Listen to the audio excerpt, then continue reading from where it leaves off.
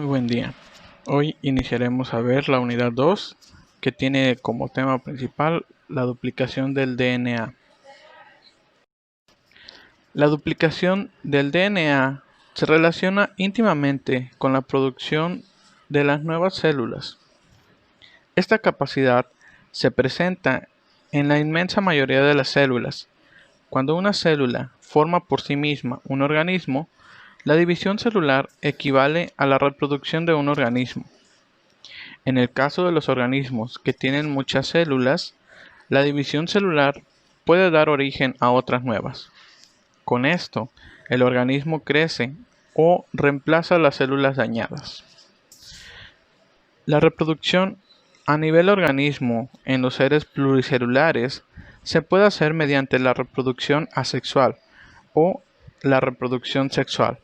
En ambos casos, dependen de los procesos celulares. En general, la reproducción asexual se relaciona con la mitosis y la sexual con la meiosis. En el caso de la mitosis, las células resultantes tienen el mismo tipo de dotación cromosómica. En el caso de la meiosis, la dotación cromosómica se reduce de diploide a haploide. Estos hechos, mantenimiento o reducción de la dotación de cromosomas, permiten considerar a la mitosis como una forma de reproducción celular, a diferencia de la meiosis, a la cual se le considera como un mecanismo para mantener constante la dotación durante la reproducción de tipo sexual. La formación de nuevas células a partir de otras depende de una serie de fenómenos que se realizan a través de tres etapas. La primera es la síntesis de compuestos como las proteínas, ácidos nucleicos, etc., necesarios para formar una nueva célula. 2. La separación y distribución de los cromosomas. Y 3. La división y reorganización del citoplasma para formar células hijas. Durante la mitosis, la separación y la distribución de cromosomas se hace en una sola secuencia de fenómenos. En cambio, en la meiosis, esta separación y distribución se hace a lo largo de dos secuencias. En la década de los 50 se empieza a demostrar que la duplicación del DNA y otros materiales de los cromosomas y de las células se hace durante la interfase, es decir, antes de que empiece la mitosis, y no durante esta, como se creía anteriormente. A lo largo de la profase, metafase, anafase y telofase se forman y distribuyen los cromosomas hijos y el material celular para dar origen a las nuevas células. El material genético del que están formados los cromosomas se transmiten de una célula, la célula madre, a otras, las células hijas, mediante la mitosis. La mitosis es un proceso continuo, dividido en 4 etapas o fases. La primera lleva por nombre profase. Se forman los cromosomas a partir de la cromatina duplicada durante la interfase. Se inicia la formación del uso acromático. La segunda es la metafase, donde se termina de formar el uso acromático y los cromosomas se dirigen hacia la parte media del uso y se unen a él. La tercera es la anafase. Se separan las cromátidas de cada cromosoma y empiezan a dirigirse hacia los polos. Finalmente, la cuarta es la telafase, donde se forma la cromatina a partir de los cromosomas, además de formarse la nueva membrana nuclear. La reproducción sexual de los organismos pluricelulares depende de las células especializadas que se forman a partir de un proceso reductor de la dotación cromosomática, conocido como meiosis. Además de la duplicación, los ácidos nucleicos participan en la transcripción y en la traducción, es decir, el DNA durante este proceso de la división celular sirve de molde para la producción de nuevo DNA. La transcripción consiste en la síntesis de RNA al utilizar como molde la molécula de DNA, y la traducción permite la síntesis de proteínas a partir de la información contenida en el RNA que se obtiene mediante la transcripción. Gracias al trabajo de algunos investigadores, se puso de manifiesto la relación entre las secuencias de aminoácidos de una proteína con la secuencia de nucleótidos de un ácido nucleico. En estos trabajos se observó que cuando existía una alteración de alguna proteína de un organismo, también existía una alteración en su DNA, es decir, al estar alterado el DNA, también se alteraba la proteína. Para explicar el papel del DNA, compuesto formado a partir de 4 nucleótidos distintos en la determinación de la estructura de las proteínas, compuestos de más o menos 20 aminoácidos, fue necesario resolver cómo 4 compuestos pueden servir de base para identificar y ordenar 20. George Gamow sugirió que esto era posible si en vez de utilizar un solo nucleótido, se utilizaban varios.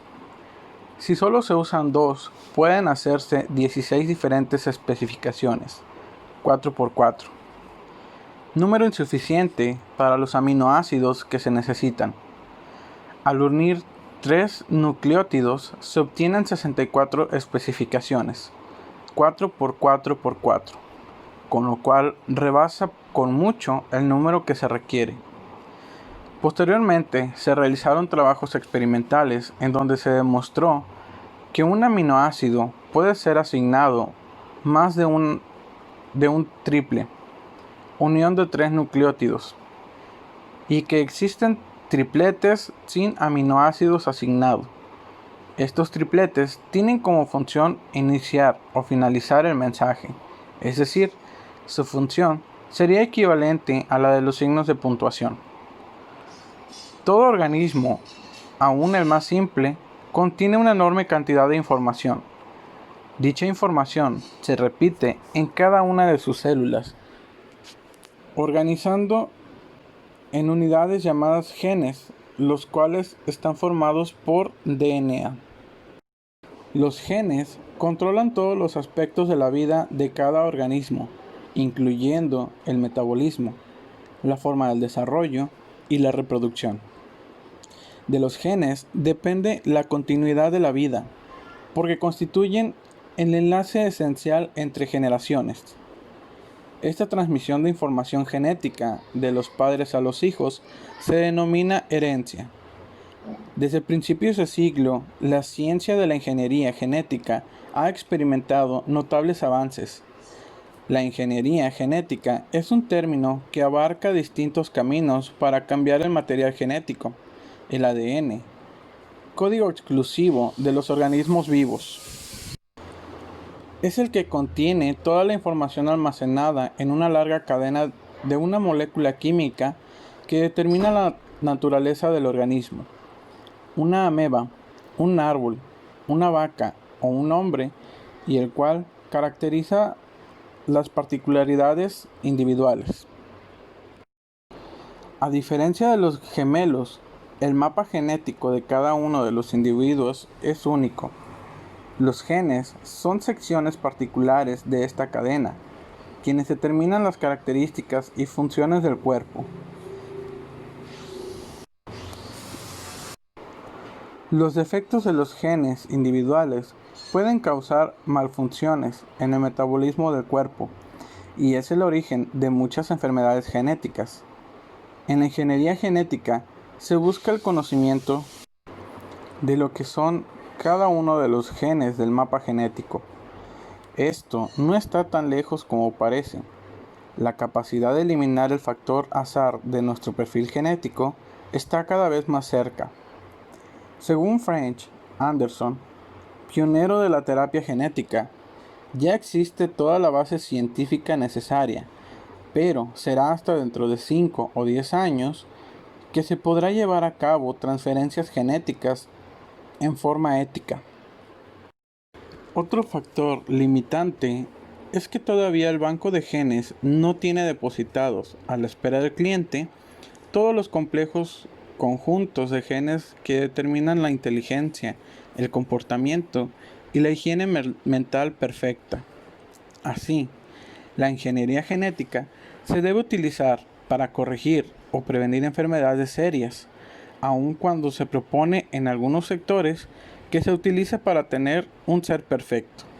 Además, otra situación que se hace patente cada día es que la ciencia sigue progresando a una velocidad mayor, dándose la situación de que casi siempre llega a puerto antes de que haya podido analizarse y comprenderse a fondo todas las consecuencias derivadas de los adelantos.